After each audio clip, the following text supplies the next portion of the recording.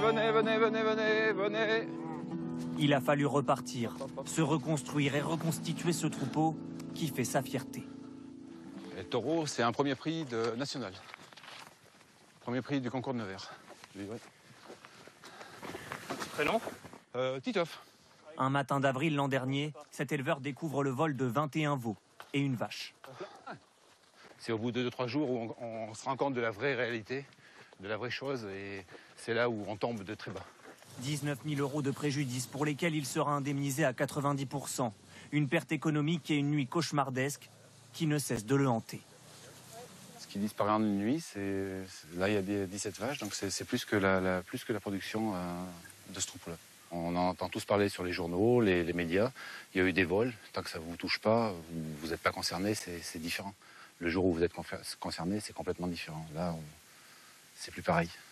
Ça reste gravé à vie. Les vols atteignent aujourd'hui des sommets dans nos campagnes. L'équivalent d'une infraction toutes les demi-heures. Avec à la manœuvre, des groupes très organisés et une logistique millimétrée. À cet endroit-là, tout était piétiné. Donc certainement que le camion, la bétaillère, était ici dans les portes et tout a été chargé ici. Plus que dégoûté, oui. Sincèrement, je pense que dans des cas comme ça, quand ça part comme ça, vous vous dites il n'y aurait personne derrière, vous allez faire autre chose. Un an après, l'enquête est au point mort. De l'aveu même des gendarmes que nous avons sollicités, l'affaire est selon eux d'une ampleur inédite. Car la cible privilégiée des criminels, ce n'est pas le bétail, mais le matériel agricole. Plus précisément les GPS. Sur ces images de vidéosurveillance, il ne faut que 30 secondes à ces deux individus pour le débrancher. L'un d'eux s'occupe de l'antenne sur le toit, pendant que l'autre récupère l'écran de contrôle à l'intérieur de la cabine. L'an passé, 402 vols ou tentatives de vol de GPS ont été recensés en France. Parmi les nombreuses victimes, ce céréalier qui a dû rapidement le remplacer. Prêt à l'engagement, donc là je vais plus toucher à rien. Plus une main sur le volant. Plus une main sur le volant, non, sans les mains. Impossible pour lui de se passer de ce précieux allié à l'heure de l'agriculture de précision. Quand ça marche pas, par exemple, tout de suite on appelle le concessionnaire. Hein. C'est fou parce qu'on n'aurait jamais dit ça il y a 10 ans. Un bijou technologique qui lui a coûté 6 000 € et qui a été dérobé dans un de ses hangars. Maintenant je vais vous faire voir ce qu'ils ont enlevé. Là, les fils juste là derrière. Donc les 3 fils, ils se sont pas embêtés, ils coupent. Le matin, tu te sens désemparé. Enfin voilà, ça te coupe les pattes. Tu sais plus quoi faire. Tu te dis comment je vais travailler. Et puis tu dis quand même, on a vu personne traîner. Voilà. Et puis après, tu découvres dans la journée que tiens, un tel a été volé aussi hier soir, cette nuit. Et donc on était 4 dans un rayon de 4-5 km là. Des vols en cascade qui ont repris cet été dans le département. Vous n'en avez pas beaucoup ici. Combien de tracteurs avez-vous? 3 tracteurs, plus l'automoteur.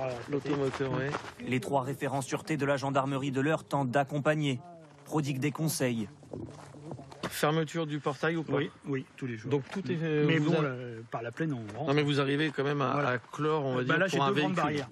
Agriculteurs et agents de l'État paraissent démunis face à un phénomène d'ampleur. On l'a fait aussi... Fin juillet, sur Gravon-Sémerville. Le gars, il avait les derniers John Deere. C'était bien... Ils ont arraché le toit pour avoir l'antenne.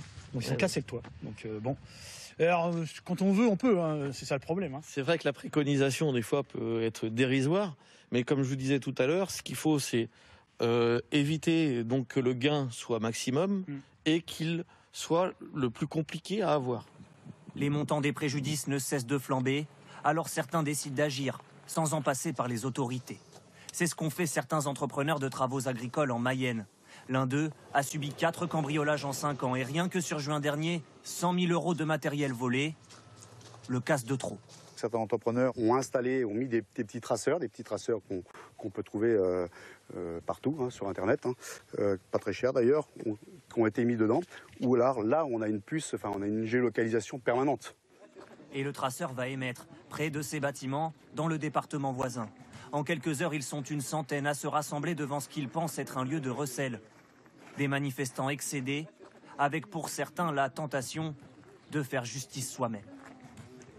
On a eu des entrepreneurs franchement qui étaient vraiment à cran où il fallait les canaliser ce jour-là parce que nous c'était pas l'objectif. Je vous dis, l'objectif, c'était de faire agir les pouvoirs publics et qu'ils mettent des choses en place pour arrêter tout ça. C'était pas de casser, ni de... Voilà, c'est... Maintenant, on attend les actes. 2 semaines plus tard, le traceur émet de nouveau au sud de Paris. Le convoi arrêté par la gendarmerie se rendait en Roumanie avec à son bord une bonne partie des GPS volés en Mayenne. Le trafic s'organise généralement depuis l'Europe de l'Est, mais difficile pour les autorités de démanteler des réseaux au fonctionnement très divers. Certains vont utiliser des vecteurs automobiles, des petites camionnettes. Certains vont positionner leur matériel de façon temporaire, parfois dans la nature. Voilà, chaque équipe, si vous voulez, a un petit peu sa façon de travailler. C'est pour cette raison qu'il est difficile, je dirais, de les détecter. Et puis surtout d'arriver à comprendre comment ils agissent, puisque ce sont souvent des petits groupes. Des filières criminelles qui continuent de fleurir sur le territoire. Les techniciens sont passés vendredi pour voir si tout s'était bien passé et puis faire le tour de votre installation. Très bien, parfait. Alors les agriculteurs font appel à des experts de la sécurité. J'aperçois la petite branche à cafard que je coupe. 2 caméras chez cet éleveur porcin, 2 000 €, le prix de la sérénité. Pareil, le champ beaucoup plus large. Et donc finalement, avec les 2 caméras, je vois complètement l'ensemble de l'élevage. Moi, j'habite à 2 km, donc je ne suis pas présent sur l'élevage. Et pour moi, c'est une sécurité d'avoir un visuel le soir, parfois, avant de me coucher, de pouvoir regarder si l'élevage est en ordre. Et le système va plus loin avec des notifications avertissant de toute venue sur son exploitation. Et donc là, en fait, avec une arrivée à 4h30 du camion d'aliments, c'était inhabituel.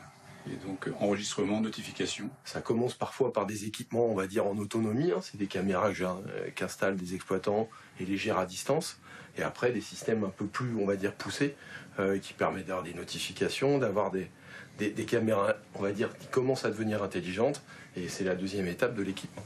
Sécuriser, un mot souvent nouveau pour les 400 000 exploitations agricoles françaises, contraintes face à un tel fléau de changer leurs pratiques et leur culture.